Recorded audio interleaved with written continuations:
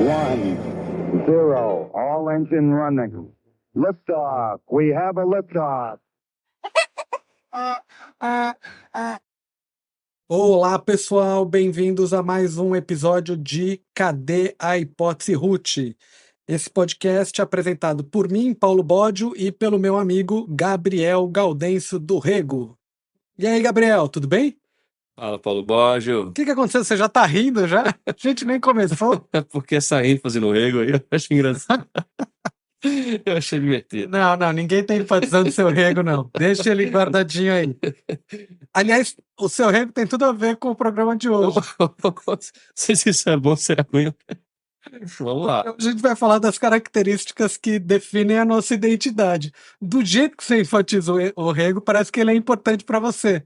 Acho que ele marca bem, né? Meu nome, minha vida. O meu rego é marcado. A minha história, cara. Sei, talvez seja melhor a gente recomeçar a gravação. Não, vamos deixar assim para as pessoas verem realmente o nível de esculhambação que é esse podcast. Muito bem, Gabriel. Bom, primeiro eu queria agradecer a todo mundo que está escutando, cada vez mais gente chegando, ouvindo os nossos episódios. A alegria é muito grande ver gente interessada nesses tópicos de psicologia, neurociências e tratados de uma forma séria, com rigor, mas ao mesmo tempo com bom humor e com nesse ambiente bem descontraído. Lembrar todo mundo, né, o nosso podcast você consegue escutar nas mais diversas plataformas de podcast disponíveis, então coloca naquela tua de preferência que você vai conseguir ouvir nosso podcast tudo direitinho. A gente também está com o Instagram está crescendo, o Facebook também começou agora a crescer, e tem o Twitter que está lá meio, não é nem Twitter, né, o X está meio terra de ninguém, e na verdade é porque acho que o nosso amigo Elon Musk realmente resolveu afundar aquilo lá de vez, e acho que ninguém quer mais afundar, acho que talvez a gente até tire de lá, né? Eu acho que tem outras opções hoje em dia, de repente. É meio estranho logo. O clima não está favorável, né? O clima não está favorável. Uma outra coisa também, para quem quiser receber notificações quando a gente lança os episódios, a gente criou um formuláriozinho, tem lá no Instagram, clicando, é só colocar o nome e o e-mail, é super sigiloso, vai cair num mailing que a gente criou e automaticamente vocês recebem as informações sempre que a gente postar um podcast novo, e no futuro a gente promete algumas surpresas, alguns conteúdos exclusivos para as pessoas que começarem a se inscrever, pessoas que a gente pode chamar de ouvintes fiéis, os nossos assinantes e coisa do gênero. Uma outra coisa também, algumas pessoas participaram das enquetes que a gente lançou no Instagram, e essa semana a gente sinalizou que no episódio de hoje a gente vai discutir ciência e também um pouco de cinema, né? Não que eu e o Gabriel a gente entenda muito de cinema, mas a gente vai discutir... Talvez de ciência, viu? Talvez de ciência. E aí a gente colocou lá as opções Poderoso Chefão, Pobres Criaturas, Poltergeist e Pokémon. Primeiro que é um teste do P, né? Era tudo com P, né? E as escolhas ficaram muito equilibradas entre Poderoso Chefão e Pobres Criaturas, mas teve gente que pediu Pokémon. É verdade. Então, para quem pediu Pokémon, a gente vai preparar um episódio especial sobre Pokémon.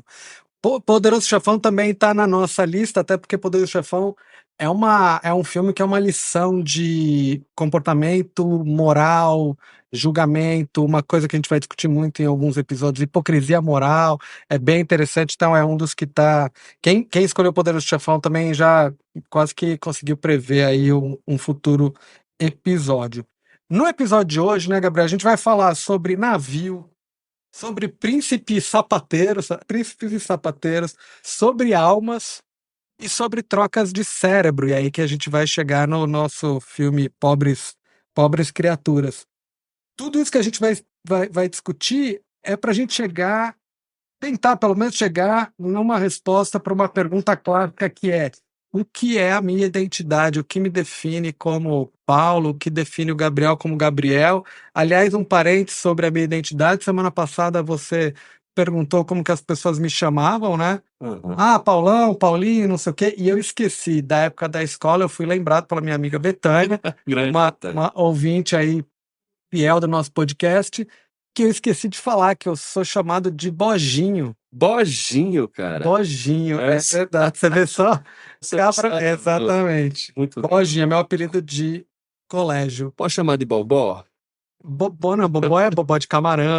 É meio estranho, É né? verdade. Não, O mínimo, né? Então, Boginho já tá estranho pra idade que eu tô, né? Mas Bobó é forçar a barra. Muito bem, Gabriel. Então vamos lá, vamos começar. Gabriel, você já ouviu a história do navio de Teseu?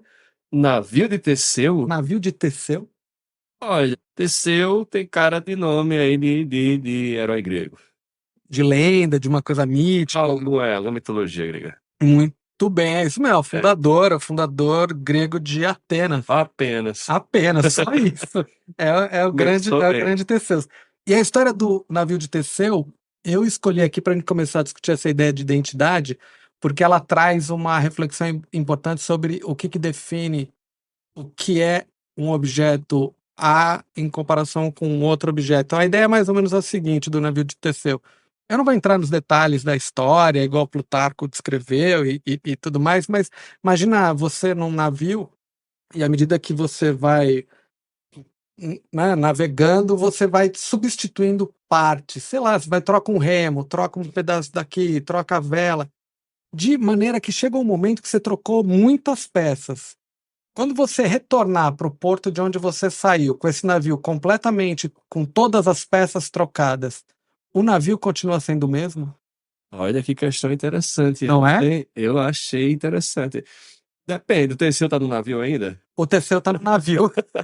Só pra saber se eu vou se manter. Ele não trocou nenhuma peça que o navio afundou, né? Não, O beleza. navio continua Tá, se aí. manter o Teseu e a equipe também tá em cima lá. Tá todo mundo em cima. Eu acho que mantém ainda uma qualidade inerente a esse navio, que é quem tá no navio, né? Mas eu queria saber do navio. O navio é o mesmo? O navio faz só uma parte importante. Mas o navio, ele teoricamente foi trocando uma peça por vez. Acho que é o mesmo ainda. Acho que cada peça vai se integrando aos poucos ali, recebe um pouco da peça antiga, energia. Entendi. Se ele trocasse todas as peças de uma vez, Aí o navio seria novo. aí o navio seria um outro navio. Eu acho. Então, essa é uma discussão filosófica super clássica para discutir exatamente o que garante que um objeto A se mantenha como objeto A depois de ter passado por uma série de trocas, né? Porque, teoricamente, é o que acontece com o nosso corpo também, né? Sim, a gente vai mudando, né? Tem gente que põe seios, tem gente que põe. Foi isso que você pensou. Se trocar. Não, mas assim, você vai trocando a célula. Você tá vendo? Você vai trocando uma célula por vez, né? Então, assim, está o tempo todo, células novas vindo, etc. Então, teoricamente, disseram que a cada 7 anos, todas as células do seu corpo terão sido trocadas completamente. Então, eu sou mais devagarzinho, eu acho. Entendi. Entendi. Mas então, aí a ideia é que a gente estaria sempre trocando, mas a gente continua sendo a gente. Sim, que mantém uma constituição aí, né? Mantém uma essência, de alguma forma. Manter a essência. Uma qualidade. No caso do navio, porque isso que você trouxe é exatamente a ideia, é a discussão da essência, né? O essencialismo, uma discussão filosófica bem importante. Nessa discussão, então, do navio, o navio... Seria o mesmo aí, Tá. eu acho. Mas, assim... Eu vou te fazer uma pergunta agora um pouco mais complexa, que é a discussão do navio de Teseu numa versão mais complexa, que faz parte da história. Tu tá pegando pesado hoje, hein? Rapaz, Vamos lá. baixou um grego aqui. Tá. Deixa eu te falar um negócio. O navio de Teseu, então, tá lá o Teseu trocando as peças. E como que o Teseu faz? Ele vai jogando a peça do navio pra fora, pra trás. Tá. E vai repondo com nova. Então o navio dele tá trocando as peças. Tá. Aí a pergunta é, o navio do Teseu quando chegar no porto é o mesmo? A gente começou já isso. Mas vamos pensar agora o seguinte. Atrás do navio do Teseu tá vindo o carniceiro, com uma embarcaçãozinha. E o que o carniceiro vai fazendo? Ele vai recolhendo as peças do navio de Teseu, de maneira que ao final ele montou um outro navio. A pergunta agora é, o navio de Teseu continua o mesmo? E o do carniceiro não é o de Teseu? Agora é uma questão interessante, é o de Teseu. E o de Teseu, então, não é mais o de Teseu? Tecnicamente, agora, pela referência, se tornou um pouco diferente a proposta aí. Agora ficou diferente, ficou mais complexo. O que é o quê? E essa é uma discussão bem interessante do que... Imagina, a gente está falando sobre um objeto, né? Olha a dificuldade que a gente já vai tendo de conseguir definir o que garante com que um objeto continue sendo ele mesmo. Interessante isso. Ainda reflete a questão do corpo ainda, né? E aí que a gente vai começar a chegar nessa discussão de quem somos nós, né? Tá. E aí uma das primeiras pessoas que traz essa discussão é o Locke, né? E aí o Locke traz da seguinte maneira, que é a discussão do príncipe e do sapateiro, né? Imagine que o sapateiro... assim, aconteceu uma troca de... Né, o cérebro do príncipe foi para o sapateiro, e aí o sapateiro, quando acorda, ele é quem? Ele é o sapateiro ou ele é o príncipe? Entendi. Entendi. E qual a discussão que o Locke faz aí? O que você acha? Então vamos pensar uma coisa. Se você. Vamos começar a pensar aqui. Tá. Gabriel, Hum. se você acordasse no. Ah, eu tô até com medo de fazer essa pergunta. Se você acordasse no meu corpo, você seria Gabriel ou Paulo Bódio? Eu acho que eu seria Gabriel, inicialmente, nos meus segundos, até talvez ter um processo de adaptação. Eu veria o corpo e existiria um processo de diferenciação aí, a partir dessa experiência com o corpo que não é meu. Que não é. Mas eu, primeiro, falei, cara, Gabriel no corpo de Paulo Borja, daria uma estranhadinha assim. Uma estranheza. Depois de umas 2 semanas, a gente tava acostumada já, né? Entendi. Já tá- Então, para você continuaria. Eu acho que assim, existe uma questão de Gabriel se manteria, porque a ideia das ideias, os pensamentos, as percepções seriam as mesmas, mas eu ainda acho que a experiência do corpo influencia na nossa, tanto a consciência como também na experiência de quem eu sou, né? Sim. Então eu acho que as duas coisas seriam importantes. Tá. Então, mas a mente, para mim, seria muito mais importante, pelo menos esse Tá. momento da troca. O que para você definiria que você continua sendo Gabriel? Porque é essa a questão que o Locke traz. Para mim, seria esse conjunto de questões mentais que envolvem pensamentos, ideias, memórias, vontades, forma de falar, essas questões, esse conjunto mental seria. Entendi.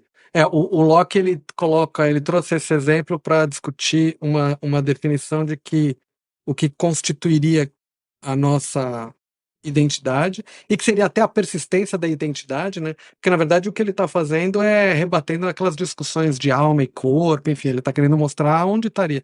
E a ideia dele é que O meio. Oi? É o meio que vai influenciar também. Não, e que nesse caso aqui o que garante que ele continue se vendo como príncipe é porque o que foi transplantado é a consciência e as memórias. Sim, tá. Então o que ele coloca são as memórias. Beleza. Ou seja, esse seria um dos pontos. E aí isso dominou a filosofia e boa parte da psicologia por muito tempo, né? O que definiria a nossa identidade é o que a gente em psicologia, para quem não é da área, a gente muitas vezes chama de memória autobiográfica. Sim. A nossa história, o que me define como Paulo, o que define o Gabriel como Gabriel e coisas do gênero. Mas aí você já começou a trazer umas outras coisas que o Locke não deu conta e que a gente tem que discutir, né? Quando a gente faz essa mudança, você entra num outro corpo e esse corpo também tem uma certa representação, né? Tem também. E faz parte de um meio também, né? Com certas ideias, rituais, né? Amigos, etc., que podem influenciar também.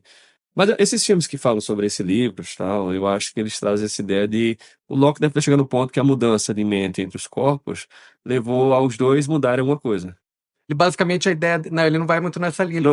A linha dele vai muito na ideia de que a identidade ela vai junto por conta do que ele chama de consciência, em que em alguns momentos, lendo o texto dele, você capta que o que ele está se referindo à memória. Entendi. É a memória. E aí manteria o padrão ainda a da identidade. Ele carregaria a identidade. Aí vão ter algumas coisas que a gente vai até falar daqui a pouco que é. Mas quem tá olhando pro sapateiro tá vendo o príncipe ou tá vendo o sapateiro? Que agora é o outro lado, né? A gente tá em sociedade, né? Perfeitamente. Ele até pode estar se vendo como príncipe num corpo de sapateiro, mas quem tá olhando, será que tá vendo um sapateiro com um cérebro de príncipe? Perfeito. Isso a gente já vai chegar. Aí uma pergunta aqui, Gabi, pra você. Eu tô cheio de perguntas pra você. Eu tô capcioso. Uma perguntinha pra você. Então, o que você preferiria? Então vamos lá. O que você preferiria? Ter um cérebro em outro corpo ou ter o seu corpo com outro cérebro? Peraí, ter o cérebro em outro corpo ou ter o meu corpo com outro cérebro? Dá pra mudar os dois não, né? Não, dá. Você vai ter que... Não, eu gosto dos dois. Eu tô satisfeito com o meu cérebro e meu corpo. Que isso é resolvido, né? Eu pensaria meu cérebro em outro corpo, porque eu acredito que seria a maior constância de mim mesmo, seria meu cérebro, minha mente, né? O cérebro, claro, meus processos mentais derivados. Eu acho que meu corpo sem meu cérebro não seria eu, velho. O seu corpo sem um outro cérebro. Outro cérebro não seria você. Eu imagino que não. Agora sim, nesse momento agora trocou. Tuf. Exatamente. Então alguém viria com outras ideias, outras memórias, outras vontades e ficaria no meu corpo. Eu acho que eu preferiria manter a mente ainda. Pela constância. Beleza. Então eu vou para a segunda pergunta para você, meu amigo. Vamos embora. Vai ser cheio de perguntas aqui para você. Eu aceito. Se você passasse por um procedimento em que colocasse, então, o seu cérebro, que foi a tua escolha, né? Foi minha escolha. É a sua escolha. Foi escolha. Então, se você passasse por um procedimento e colocasse seu cérebro em outro corpo, o que você acha que deixaria você muito diferente de quem você é, caso alguma característica sua fosse perdida no caminho? Então, Tá. a minha pergunta é a seguinte, de outra forma. Hum. Imagina, então, que eu consegui pegar o seu cérebro Mas no meio do caminho tu fez uma besteira, tropeçou. e bateu um cantinho dele, E... Opa, perdi isso aqui. Tá, imagina que eu tenho o seu cérebro, tá tudo indo muito bem, lindo, maravilhoso. Fechou, costurou, quando viu, E esqueceu uma parte fora. uma partezinha. E aí a pergunta é: o que você acha que mudaria quem você é se você tivesse perdido? Tá. Eu vou dar opções. Melhor. Então, Pra não falar besteira aqui. não, você pode falar o que você quiser. Ó, opções. Imagina que na hora da mudança eu comprometi algum aspecto desse transplante que impactou teus órgãos do sentido. Então, você perdeu a visão, perdeu a audição ou perdeu a gustação. Você perdeu Tá. algum órgão, sei. algum sentido, Beleza. tá? Imagina que você não perdeu nenhum órgão do sentido. A segunda opção agora. Tá. Você não perdeu órgãos do sentido. Você perdeu a sua memória autobiográfica. Eita. Eita, você já não lembra quem você é. Tá. E a outra opção é: você perdeu a sua consciência moral. Você perdeu a sua noção de certo e errado. O seu julgamento moral mudou. Então, se você antes achava que era muito errado alguém matar alguém, você agora não vê problemas mais nisso. Eita, bateu forte. Pô, essa parte. Então, olha só, Olha, o que você não gostaria de perder de nenhum, ou em outras palavras, o que, caso você perdesse, mudaria a sua identidade? eu acho que mais mudaria minha identidade. Eu penso também que a questão da consciência moral, porque, por certo, mudaria meu comportamento, porque eu acho que se eu perder minha memória autobiográfica, eu teria todo um padrão de comportamento, né, sei lá, de vontades, que eu acho que seria mais eu. Uhum. Consciência moral, se eu mudo meu padrão de certo e errado, certamente eu mudo meu comportamento com os outros, e aí eu mudo completamente eu e as relações que eu tenho também. Uhum. Isso seria, eu acho que seria o mais impactante. E- Acertei? Não, Tô brincando. não tem certo ou errado, isso aqui não é prova. Eu sei. Mas olha só, e aí isso traz uma reflexão bem curiosa, né? Porque, veja, se você então preferisse ficar com a memória e tivesse perdido a consciência moral, olha só que coisa curiosa. Você saberia que você é o Gabriel e talvez fizesse coisas ou julgasse ações de forma muito diferente. E aí entra, você continua responsável? Olha só a complexidade da história toda. E o contrário, você mantém a consciência moral igual a antes, mas já não sabe quem é você. Continua responsável sobre as ações que você toma, os julgamentos que você faz? Eu acho que mais do que o outro caso. Mais do que outro caso. Sim, eu acho que no caso eu tenho memórias, mas eu não tenho mais a consciência moral. Essa questão de saber o que é certo e errado, eu me torno menos responsável. Uhum. E tu fala assim, né, incapacidade de refletir sobre, eu não consigo pensar mais. Com certeza isso é mais, eu perco mais ainda. Mais ou menos igual, assim, é um paralelo que a gente pode fazer, mais ou menos igual um caso, para quem não é da neuropsicologia, por exemplo, talvez não conheça, tem um caso emblemático na neuropsicologia que é o caso Phineas Gage. É um sujeito que, trabalhando numa linha de trem, ele sofreu um acidente, uma barra que era para prender o trilho, ela perfurou a cabeça dele. Entrou mais ou menos na altura do olho e saiu pela parte mais da frente da cabeça, que é o que a gente chama de lobo frontal. E um médico na época, o Harlow, conseguiu salvar o Phineas Gage viveu. E sabe que, só pra constar, nesse acidente, ele passou essa barra na cabeça, caiu no chão e ele não desmaiou, não. Ele ficou acordado o tempo todo. É incrível, né? Incrível. Chocante. Não, é chocante. Não, a barra, o Gabriel tá falando isso e é chocante, porque a barra, ela é mais ou menos de 1 metro de altura. É uma barra. Não é uma barrinha, não é? Não, era um negócio. Era um negócio enorme. E aí, aí o Harlow salvou. E o Phineas Gage, então, do ponto de vista daquela discussão, é o corpo dele ou não? Continua o mesmo corpo, então a identidade física continua a mesma. Mas ele mudou o comportamento dele. mas ele mudou o comportamento dele. Ele, a parte sensorial, talvez possa ter alguma Eu coisa, tenho visão no olho. mas é isso, mas continuava no geral como era, continuava falando, continuava escutando, mas ele perdeu boa parte da noção de Certo, certo e errado. E aí ele ficou completamente. Aí ferrou o casamento dele, trabalho. Exato. E aí vem para uma pergunta bem importante. Quando a gente está pensando no que motiva achar que consciência moral impacta mais ou menos, talvez não seja só porque isso traz efeitos individuais, né? Mas porque isso também traz efeitos coletivos, né? Perfeitamente, porque essa questão, acho que você falando a história ainda do Locke, quando eu pensei, tá, o cara troca de mente. Talvez no primeiro instante, assim, normalmente você tem, ai meu Deus, estou em outro corpo e tal. Aham. Mas se esse cara passa 2 semanas vivendo em outro meio com outras pessoas e criando relações com essas pessoas, que teoricamente já existiam antes, Uhum. ela vai mudar com isso também. Exato. Ela vai fazer parte de um outro sistema. Ela, Exato. naturalmente, acho que ela se adapta um dia. Fala, beleza, tô aqui já, então vamos embora. Vamos que vamos, né? Vamos que vamos. Gabriel, então, beleza. Então, nesse primeiro caso nosso aqui, se trocasse de cérebro, era melhor não perder a consciência moral, para você. É isso. Pra mim, sim. Pra mim, sim. Quem fez um estudo nessa linha foi uma filósofa, Nina Strominger. Ela fez vários estudos assim, e aí os experimentos eram muito curiosos. Então, imagina que você fez uma mudança de um transplante de cérebro, ou usou uma droga que perdeu uma função, ou mudou a alma, enfim, ela fez. E normalmente as pessoas reportavam. Memória autobiográfica era uma coisa importante, mas em primeiro lugar era essa ideia de consciência moral, né? Essa ideia do quanto a moralidade a gente não pode perder. Ela deu uma continuidade nos estudos, testando uma coisa: o que é crenças sobre questões morais que são compartilhadas ou aquelas que são controversas. Então, por exemplo, imagine que nessa mudança você pode perder a sua consciência moral ou a sua memória autobiográfica. E aí você tem que decidir o que você prefere não perder. Você diz consciência moral. Sim. Aí ela fez uma segunda versão que, além da memória autobiográfica, era consciência moral que podia ser questões morais compartilhadas ou controversas. O que é isso? Compartilhada seria, por exemplo, assassinato é muito errado, é muito grave, é moralmente errado. E a outra seria, por exemplo, um tópico como aborto, que é uma visão que não há consenso, né?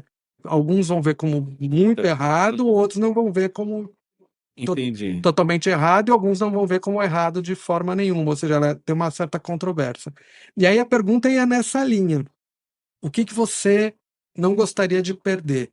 E aí a questão moral ficou na frente, mas só quando ela era uma moral compartilhada. Faz sentido demais. Ou seja, perder algo que, tudo bem, é uma característica mais específica, não era visto como tão problemático. E aí o que esses estudos começam a mostrar é que uma visão agora leiga, nossa, do que a gente acha que define a gente, é um pouco diferente da do Locke, né? É uma visão que pesa mais a consciência moral, né? O quanto a nossa noção de certo e errado, né? O quanto a gente falou de certo e errado. Interessante isso. E aí, eu acho que essa questão moral é importante porque reflete um pouco desses padrões de comportamento que temos sociais e que marcam o que a gente é, né? Uhum. Que aí o pessoal fala assim, o Gabriel é o cara que, sei lá, dá bom dia para todo mundo, o Paulo Borges é o cara que ajuda todo mundo, os alunos. Então você tem um padrão de comportamentos que lhe marca e que você se identifica com isso. Quem é você, né? Então você tem essa referência desses comportamentos sociais, né? Sim. Então não é só por ser moral, mas também, claro, por ser social acaba sendo, né, questões morais, mas social no geral. Exato. Tá, eu acho que... Porque é isso, né? Imagina, eu continuaria, por exemplo, lembrando de tudo, tanto de quem eu sou, quanto do conhecimento que eu tenho adquirido, mas eu não trato mais as pessoas da mesma forma. Certamente. Mudou completamente quem eu sou, né? E outra coisa, se você tem dias que você acorda meio estranho, já acorda meio estranho, você não age semelhante com seus pares, ou com o pessoal na casa, ou no trabalho, dá uma sensação, tipo assim, cara, tá algo errado aqui. Tem algo errado. Eu não tô sendo quem eu sou. Já rola essa reflexão, já? Rola. Tá. Você acorda feliz, né? Um dia você falou que você acorda bem feliz, né? Eu sempre acordo feliz, no geral. Acorda feliz. Aí às vezes eu acordo feliz, eu acordo triste, não acordo triste. Acontece alguma coisa, você fica triste, e é chato porque você vai para um lugar público e eles estão esperando felicidade, sabe? Esse é um problema. Tá. Então a gente é quem a gente é também nessa rede, né? Também na rede. Tá, então acho que isso é É. importante. E aí vem uma coisa bem interessante que tem alguns estudos da própria Nina também bem interessantes, em que aí ela resolveu testar essa questão comunitária sobre a visão que as pessoas têm da moral e da perda. E aí o julgamento agora era sobre o que é preferível que não se perca, né? Se a consciência moral, a memória autobiográfica e tal. Só que tinha uma diferença, era o quanto aquilo era valorizado para definir quem o sujeito era, ou seja, a identidade dele, ou quanto aquilo era importante para garantir a coesão da comunidade, mais ou menos nessa linha do teu exemplo. Se eu aqui, de repente, mudo o jeito com que eu julgo moralmente as coisas, o jeito como eu interpreto os fenômenos, eu posso continuar sendo o mesmo. Né? Será que isso não vai impactar toda uma comunidade que convive comigo? Os meus amigos, a minha família, os meus alunos e tal. E aí o que ela achou? Que os dois elementos pesam muito, tanto para a moral para definir quem a gente é, quanto a moral em relação ao como a comunidade Te define. te define. Tem- Ou seja, a moral é o teu. Por isso que quando a gente vai pegar fofoca, que é um dos tópicos que a gente vai ter um podcast, gente, de fofoca, em breve. Eu gosto, hein? É, Particularmente. A gente vai chamar é o Leão Lobo, né? Tem esses Ah, fofoqueiros de plantão. A gente vai chamar o Leão Lobo. temos vários amigos bons também, né? Tem muito fofoqueiro por aí. Mas fofoca, a gente vai ter um episódio específico, porque fofoca é um elemento crucial da cola social, né? De amarração. Sim. E quando a gente vai olhar as fofocas, muitas vezes, o conteúdo que tem da fofoca é conteúdo de tópicos morais. Morais. É o Comportamento fulano de que fofoca. traiu o ciclano, né? É o Isso. fulano que desviou dinheiro, é a outra que falou mal do fulano e não sei o quê. Exato. Normalmente são conteúdos moralizantes. Ah, você viu o que ela fez? Ela pôs um piercing, isso é errado, e blá blá blá. Ela traiu o marido, ou ele fez não sei o quê. Então, e aí, basicamente, aqui, quando a gente começa a pegar isso, é porque muito do que define quem a gente é o como a gente julga certo e errado. Certamente. Agora, só para entender um pouco, eu acho legal essa linha de pesquisa e fico pensando, tá, mas querem chegar aonde com isso? Porque, beleza, a parte moral é extremamente importante. Uhum.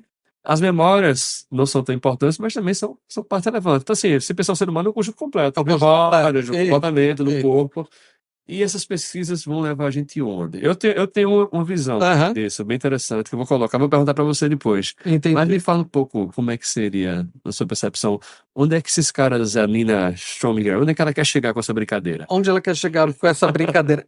Eu não sei onde ela quer chegar com essa brincadeira. A gente que faz uns estudos nessa linha, primeira coisa, a memória autobiográfica ela é importante. Não é que quando as pessoas respondem, memória autobiográfica, ninguém acha que é importante. Em alguns estudos, inclusive, memória autobiográfica, às vezes até tem um peso tão importante quanto consciência moral. Dependendo, inclusive, do como a gente pergunta, isso pode ficar até mais saliente, depende do como a gente faz a pergunta. Mas, enfim, consciência moral, ela aparece como um fator bem fundamental. Uma das coisas importantes quando a gente está discutindo esses tópicos é que à medida que a gente vai entendendo que essas questões caracterizam quem a gente é, e aí a gente começa a ver a gente vivendo num mundo polarizado, e aí a gente vai olhar qual é a base da polarização. Se a gente vê que boa parte da identidade é construída por questões morais, boa parte do como eu formo grupos é definido pela minha identidade, ou seja, boa parte dos meus grupos são grupos morais. E aí quando a gente olha esses movimentos de polarização atuais, por exemplo, muitos dos grupos eles não estão unidos por características positivas, eles estão unidos por questões morais Sim. que eles consideram que eles estão certos e o resto da humanidade está errado. Sim. Só que essa conta não fecha, não dá para todo mundo estar certo ou todo mundo estar errado. E aí a gente fica nesses modelos em que tem grupos hoje que brigam por questões morais e isso está indo para a política, isso está indo para as relações familiares, então meio que essa ideia de você está certo, eu estou certo. Uma coisa assim, eu estou certo, você está certo, num tópico mais prático. No que entra na questão moral, isso ganha uma nuance diferente.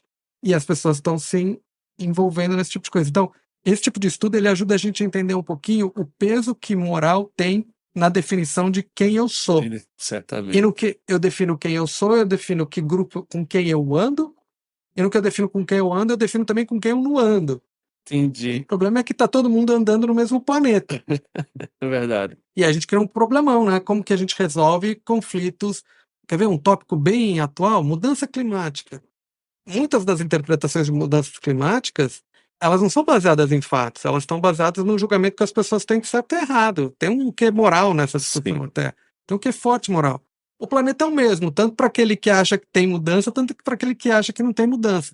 Então, entender esses fenômenos aqui é importantíssimo para a gente tentar aumentar a possibilidade de diálogo entre quem tem visões morais diferentes. Porque não que um vá mudar o outro, mas começar a ter pelo menos a possibilidade de escutar qual é a opinião que o outro tem, o que dá para fazer e convergir, né? Legal. Eu tinha pensado numa questão interessante, aí foi uma série de reflexões aí a partir do navio de Teseu. O navio de ponto, Teseu. que é isso, as questões. Hoje em dia é uma liberdade de experiências de mudanças até físicas, corporais, e de que maneira as pessoas elas mudam ou não com isso, se existe uma essência ou não. Então, desde utilizar, sei lá, até questões de troca de sexo, mudanças corporais, utilizar, né, artefatos, depois no futuro, com implantes biomecânicos, isso vai acontecer, né? Sim. Já está acontecendo, e entender exatamente quanto se mantém a essência, se a gente é o mesmo ainda ou não, como isso muda a sua identidade, é uma reflexão.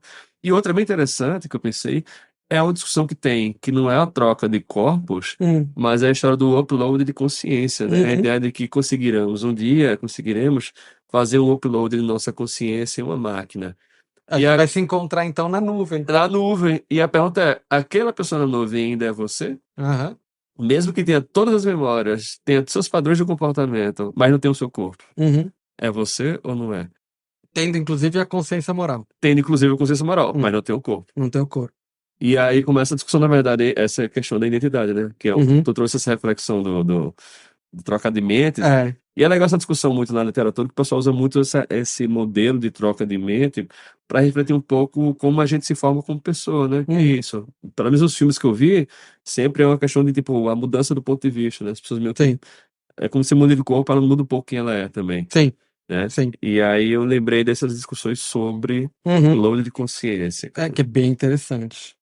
Eu não sei, Gabriel, eu olhando, por exemplo, pensando na possibilidade de um upload de consciência, então, estamos lá na nuvem. Estamos na nuvem.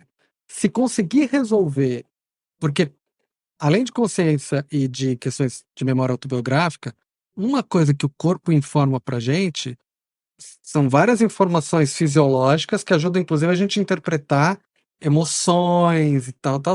Se a gente perde o corpo e perde algumas aferências, talvez a gente perca alguns inputs importantes que fazem com que a gente integre na consciência informações mais fisiológicas e viscerais que informam. Que informam. Então, se resolvesse isso, ou seja, se desse para levar para a nuvem, inclusive o corpo, as questões químicas, hormônios, aí eu acho que tanto faz estar nesse corpo ou em outro. Ou numa nuvem.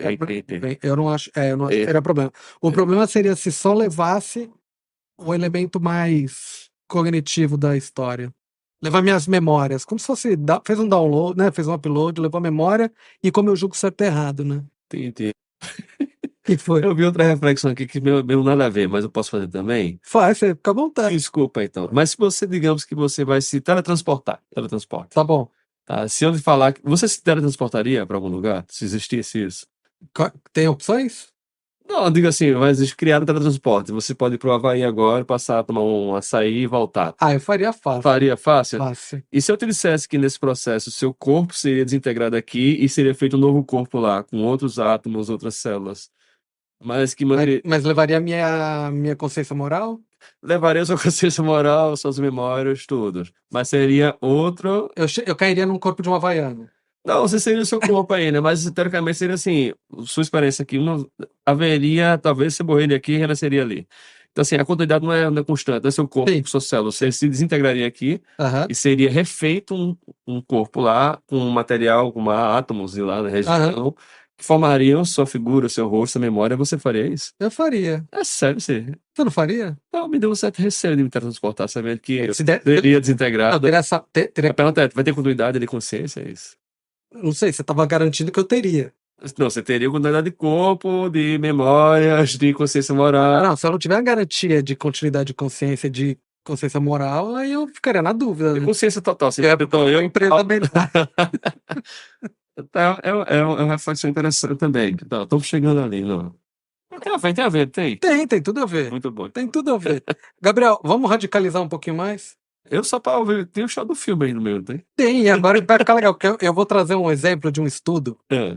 que tem uma relação aí com o filme, que é bem interessante. É um estudo de um colega nosso, Jim Everett, que é um professor na Universidade de Kent, que segue também essa ideia da discussão do que é o self, o que é identidade, são as questões mais físicas, a questão mais da moral, enfim. E ele criou um experimento bem interessante, e aí eu peguei a descrição do que o participante ouvia, porque quem está ouvindo às vezes fica na dúvida, né? Talvez fique até curioso, né? Como que são esses experimentos? Então você que está escutando, eu vou ler o que o participante tinha que ler, e aí você vai pensando, aí você vê o que você responderia. Então, olha só. Existe um cientista doido que sequestrou o número de pessoas, incluindo. Aí você pensa no seu parceiro mais próximo, da pessoa que você mais se preocupa, cuida. Então pode ser a sua esposa, pode ser o seu marido, pode ser a sua tia, o seu filho, enfim. Então, cientista doido sequestrou um número de pessoas, incluindo o seu parceiro. O cientista planeja fazer um novo teste que não foi aprovado, que é um procedimento que permitiria um transplante integral do cérebro, né? Total do cérebro. Mais ou menos como no Pobres Criaturas, né? Pegou o cérebro de um e pôs no outro. O cientista sabe que esse trabalho vai revolucionar a medicina, mas como o procedimento tem risco, ele acha que vai ter um probleminha de encontrar participantes. Por isso que ele sequestra as pessoas. Então ele sequestra o seu parceiro. Muito bem. O cientista realiza a operação e coloca, então, o cérebro do seu parceiro num outro corpo, num corpo de outro que ele sequestrou, e coloca o cérebro desse outro no corpo do seu parceiro. A operação aparentemente foi bem sucedida. Todas as conexões neurais foram feitas e depois de testes de respostas fisiológicas, o cientista determinou que os pacientes estavam vivos e funcionando. Tá. Beleza. Aí o que acontece? Nesse momento, o estudo, dependendo do grupo que você cai, você vai receber uma das seguintes informações. Numa delas era assim: nessa condição, os participantes tinham que responder o seguinte: o paciente com o cérebro do seu parceiro e o corpo do outro pensa e age exatamente como o seu parceiro fazia antes da operação. Tá. Então, ele continua pensando e agindo do mesmo jeito. Um outro grupo recebe a informação: todos os pacientes perderam completamente as suas memórias. Tanto o paciente que está com o cérebro do seu parceiro, eles perderam a memória. Memória fala também o jeito de agir? Memória autobiográfica. Ah, tá, essa memória. Tá, beleza. E aí tinha uma condição que era da moral, que ele colocava: ambos pacientes perderam completamente sua consciência moral. Nenhum paciente se preocupava mais com as pessoas que eles se preocupavam antigamente, e eles mostram nenhuma reação emocional quando o cientista, por exemplo, sinaliza torturar ou machucar outras pessoas. Os dois não parecem mais capazes de julgar o certo e errado, ou, por exemplo, serem tocados pelo sofrimento dos outros, tá? Então você pode ter caído numa que nada mudou. Beleza. Uma que perdeu completamente a memória e outra que perdeu essa. Aliás, a primeira nada mudou no comportamento. Isso, mudou o cérebro. Tá. O cérebro. Porque pra mim já tá. Não, já tá. É só pra lembrar que o ouvinte pegou ali. Meu. Isso. O cérebro no corpo do outro, mas tá tudo. Tá. O comportamento tá igual. Beleza. Depois da operação do teu parceiro e do seu estranho. Isso é quase um filme também. É quase um filme, é quase um filme. O cientista. As ações do cientista foram descobertas. Certo. uma sorte muito grande aconteceu e as pessoas que foram sequestradas ainda não haviam sido operadas. Só o seu parceiro. Quando ele foi capturado, o cientista foi assassinado. E 2 pacientes foram levadas para o hospital. Obviamente, quem? Seu parceiro e O outro. o estranho, né? Ah, Infelizmente, pareceu que eles estavam bem, né? Mas os médicos descobriram que eles tinham umas anormalidades, tá. tá? Olhando nas coisas lá do cientista que fez a cirurgia, eles descobriram que o cientista tinha se antecipado que algo errado podia acontecer com a cirurgia e preparou uma injeção que poderia curar, poderia salvar. Tá. Só que tem um problema. Só dá pra salvar um dos Só dois. dava para salvar um dos dois. Sempre essa safadeza. Sempre essa sacanagem. Como o cientista tinha morrido, os médicos não tinham como criar uma nova medicação. Então agora você tem um remédio que pode só salvar um. E você tem 2 pessoas. Certo. Quem você salva? É a pergunta. Essa é a pergunta. Isso aí é muito bom pra pessoa pensar no casamento dela, né? Então, Porque a pessoa vai é sobre o refletir. parceiro, né? Então, olha lá. Quem será que essas pessoas salvavam? Primeira coisa, tinha uma pergunta que eles faziam era assim: qual dos 2 pacientes é o seu parceiro? Tá. Pelo que a gente já discutiu aqui, Geralmente é a mente. a maioria ia falar que é A mente no corpo estranho. a mente no corpo estranho, Tá. tá? Beleza. A maioria não ia falar que é o cérebro do estranho no corpo do participante. Tá. Alguns falavam que era nenhum dos dois. Era mais fácil falar que era mais comum as pessoas falarem não é nenhum dos dois do que falar que era o cérebro de outra pessoa no corpo o que é bem interessante Tá. também. Bem interessante. E aí, a porcentagem de quem salva? E aí a porcentagem de quem salva, aí você complicou muito aí. Eu acho que as pessoas responderiam que salvaria a mente no corpo estranho. Correto? Correto. Mantém, então, o padrão, né? Mantém o padrão, ele prefere salvar. Então, assim, a continuidade da mente ela é mais importante do que a continuidade Do do corpo. corpo. E dentro disso, a consciência moral ela é mais importante do que a continuidade das memórias. Das memórias. Das memórias. Entendi. Que aí testou esses 3 grupos, né? Que o primeiro É. grupo mudou nada, aí testava esse cenário com os Ele 3 testava. Então, o grupos. que é mais errado sacrificar? Entendi. Controle, o que perdeu a memória ou o que perdeu a moral? Entendi. E aí, E ele, mas por exemplo, era mais errado o controle, Entendi. depois a memória, depois a moral. o mais errado de todos era a moral. O pior é sacrificar quem perdeu. É. Entendi. Ah, interessante isso, hein? Aí dá pra refletir. Alguém perguntou assim, tá, vamos avaliar o seguinte, qual o corpo pra começar? Então, Qual a mente? isso começa a ficar interessante. Qual é o corpo, né? Então, pode ser. Tem gente que fica. Tem. Depende da relação, né? Essa questão toda que vai mudar muito o casamento, né? Porque pra alguns fala assim, cara, se mudar a mente, melhora. Pra outros, o contrário, né? Se mudar o corpo, depende do upgrade aí, pode ser que.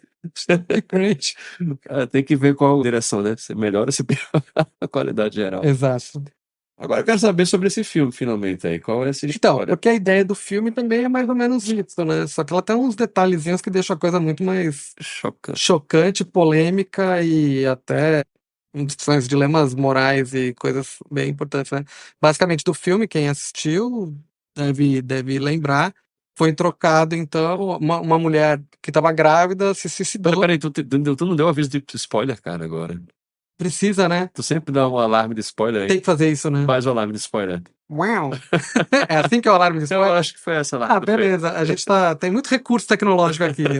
O alarme de spoiler. É verdade, gente, ó, spoiler. Quem não viu Pobres Criaturas e não quiser um spoiler agora, Agora é a hora de dar. agora é hora de desligar o Tá. podcast. Ei, um abraço, galera. Até mais. Até mais, né? Alarme. Uau. Uau! Pronto, bora lá. Então, do filme, a ideia toda é essa, né? Uma mulher, ela tava grávida, se suicida, aí o médico recolhe e faz um transplante do cérebro do bebezinho para esse corpo dessa mulher que tentou se matar.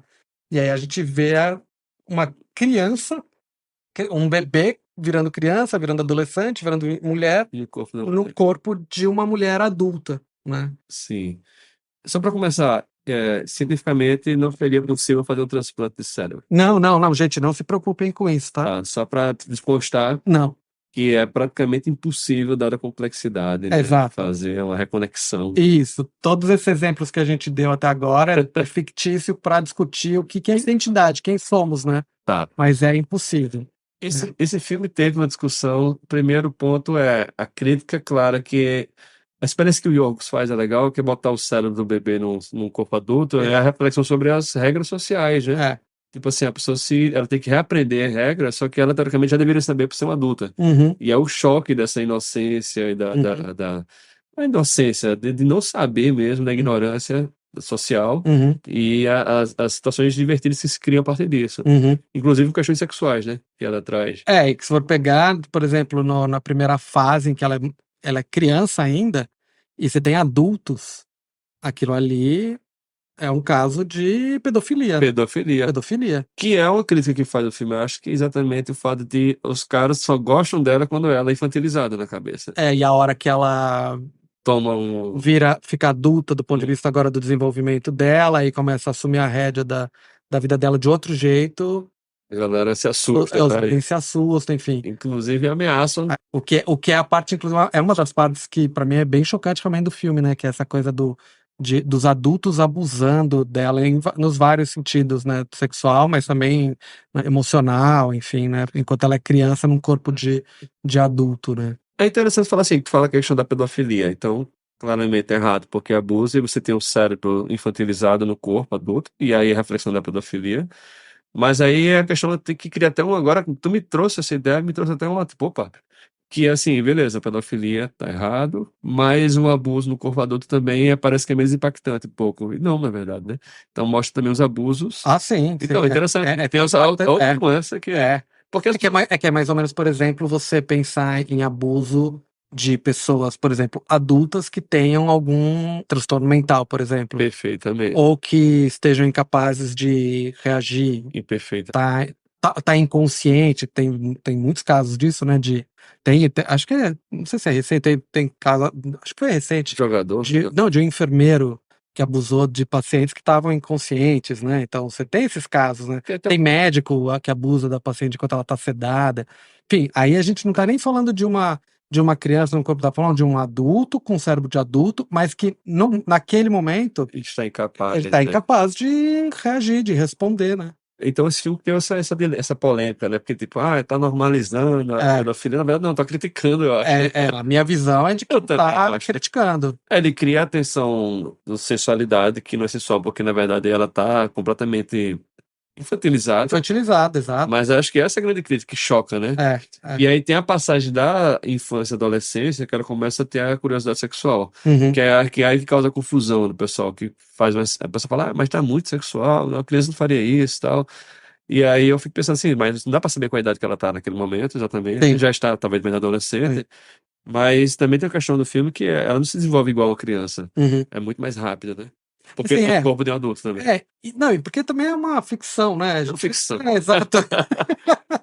Não tinha como acontecer aquilo. Então tem uma linha do tempo que também não é exatamente uma coisa muito perfeita. Mas acho que a ideia central é um pouco essa, né? Uma pessoa que ela é dominada pelo pai primeiro, numa determinada idade.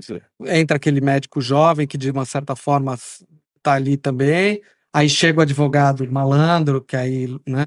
Então tem uma série de questões, mas que vão mostrando até um determinado momento um abuso em todos os níveis, né? São só as figuras masculinas bem típicas. Bem típicas. Exatamente. É o pai, aí o cara do sexismo benevolente, bonzinho, mas na verdade não é bonzinho, né? Não é bonzinho. Ele quer proteger a pessoa de tudo, deixar ela trancafiada também. E o outro também, eu vou levar para a liberdade, mas a liberdade falta. Não imagina. Era para ter uma escrava sexual, né? Enfim, era uma coisa bem complicado, né? Bem complicado. Por isso que eu não sei, o filme pra mim ele foi bem impactante. Foi impactante. Em alguns momentos eu confesso que eu não tava achando muito agradável de... Dá uma chocada. Não tava achando agradável de assistir.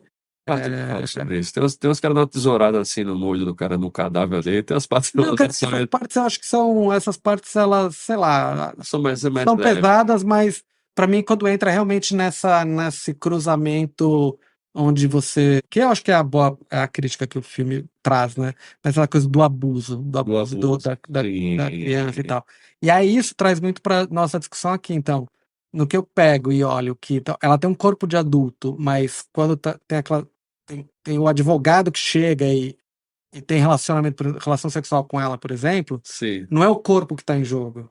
Pois É a exatamente. capacidade dela De de julgar se quer, de julgar se é certo ou errado, e ela é uma criança ainda. Então, Ah. aí que tá errado, né? Aí, Sim. é aí que eu acho que essa nossa discussão sobre identidade moral pesa mais quem a gente é do ponto de vista da consciência moral e do nosso desenvolvimento do que o corpo físico, né? Sim. Eu acho que esse é o grande ponto do filme, né? O corpo físico, ele já é adulto Já é. na largada, Exato. mas ele pouco importa se eu tenho uma criança que, por exemplo, no começo ela não, sabe, não anda, ela não fala, ela não, né, seja um corpo adulto, mas que está deslocado O Yorgos traz uma questão interessante. Quando era da clínica, existiam casos de crianças, teve até uma mãe que trouxe uma filha, que era a questão que ela, sem querer, descobre o prazer na estimulação das regiões sexuais dela. Uhum. E é uma cena que tem no filme, né? Que ela descobre e fala, Sim. "Oh, que legal." Aí Sim. chega uma criada lá do cara, e o cara fala, né? Não, mexe aqui,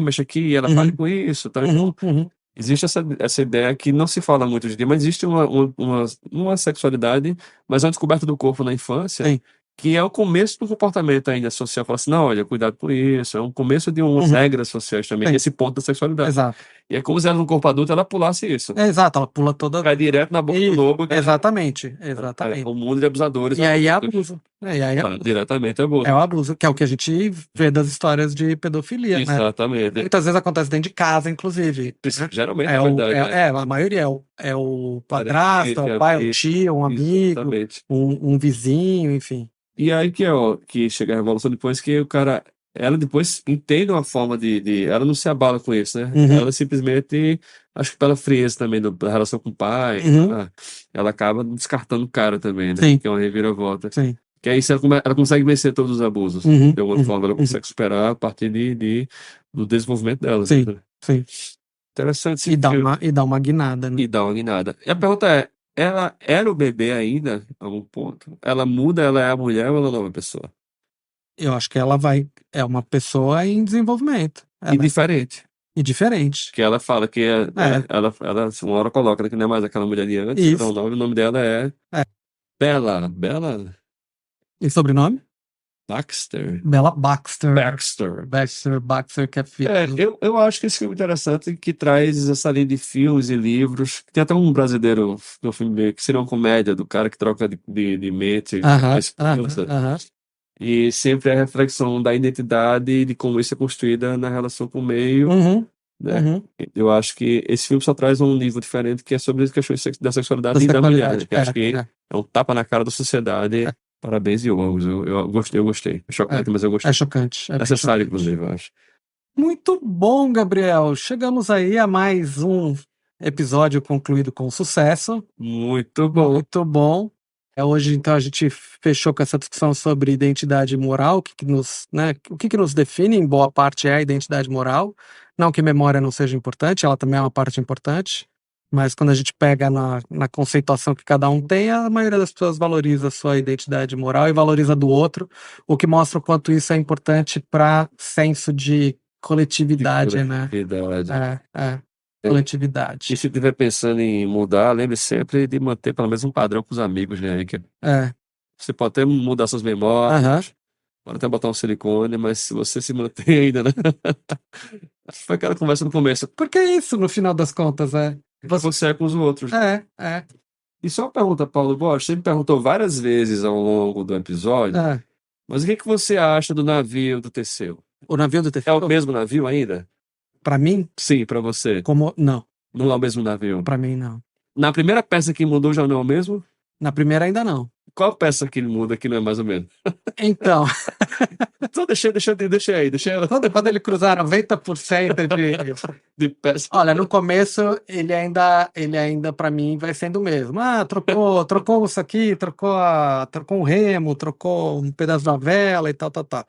Mas vai chegar uma hora que ele deixa, para mim, ele deixa de ser o mesmo, de ser objeto, e o do carniceiro passa a ser o do Teseu. Isso como um objeto sem atribuir nenhum tipo de valor a ele. Falou, tá, Se a gente beleza. colocar que aquele objeto cruzou os mares sob o comando do Teseu, resolvendo uma série de Aí, problemas não pela importa se era jangada, se era barco.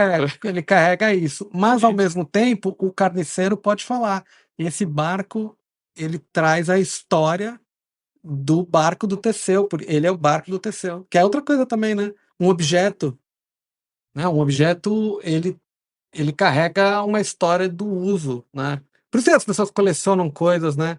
Imagina uma bola de beisebol que a pessoa pegou num jogo que aconteceu em tal ano. É uma bola de beisebol igual a qualquer outra, mas porque ela vale fortunas, porque tem um significado atrelado a ela. Perfeito. Só então, para terminar, então não é mais o mesmo barco que desceu, não é o mesmo barco do começo da viagem. Não é mais o mesmo barco do começo da viagem. Tá, mas ele é o mesmo barco da semana passada. Eu não sei como estava na semana passada. É isso, então. Vamos deixar. Valeu, pessoal. Muito bom, Gabriel. Excelente. Valeu, Paulo Borges. Valeu, até a próxima. Obrigado, gente. Até mais.